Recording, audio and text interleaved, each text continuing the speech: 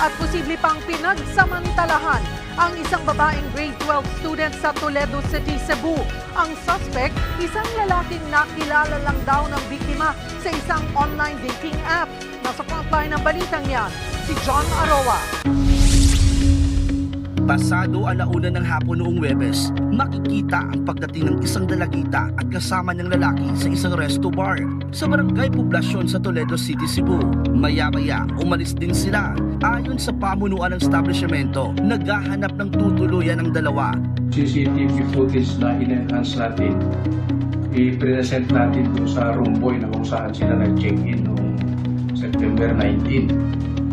At yung room boy, positive na in-identify niya na yun nga yung kasama ng babae, yung victim. Kasi accordingly doon sa nakikita nating initial investigation ay may matinding selos po na naramdaman and may pinagdududahan na may kalaguyo ang kanyang misis. 17 oras makalipas ang kuha ng CCTV, natagpo ang bangkay ang 18 anyos na babae sa kalapit na lodging house.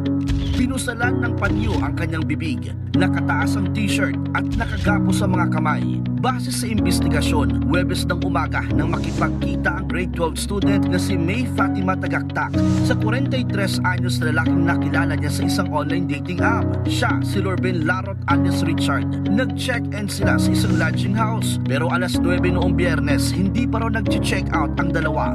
Lapse na sa oras. Since wala mang response.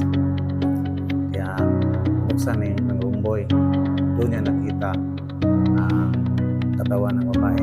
Sa mga oras na yun, wala na si Richard sa kwarto. Ang masakla pa, posibleng paresahang nakipagtalik ang suspect kay Fatima. Talagang pinipirsa talaga niya yung bata kasi pinalian yung baba niya at saka ginapos pa. Walang kalaban-laban yung bata. Kawawa talaga yung bata. Namatay sa sakal ang biktima base sa kanyang death certificate. Labis naman ang hinagpis ng ama ni Fatima. Kwento niya, nagpaalam lang na magpa-practice sa eskwelahan ng anak pero hindi na siya umuwi. Nag-post pa raw siya online na nawawala ang anak kaya laking gulat niya nang malaman ang sinapit nito. Sakit yung pagmungol sir kay Karo. Pinagkakit ko sir. Bawali na kita na ko lang ito sa pinariyan. Naghihintay ko na kinabuhay. Kita na. Dagdag pa ni Tatay Albino, ikinuwento ni Fatima ang nakilalang lalaki. Nagpakilala raw itong seaman at nangakong bibilhan ng cellphone ng anak para makipagkita. Pero hindi raw nila alam na makikipagkita ang anak sa suspect noong araw na yun. Gusto ko nagpakit ako ng tawag. Panaw, pag-yung picture. Nagutanaw. Pero ano hindi pumata ng picture sir. Nagdakway niya. Kaluri na cellphone, pag video call mo, makita ko sa nagdakway na ikiyap po siya video call.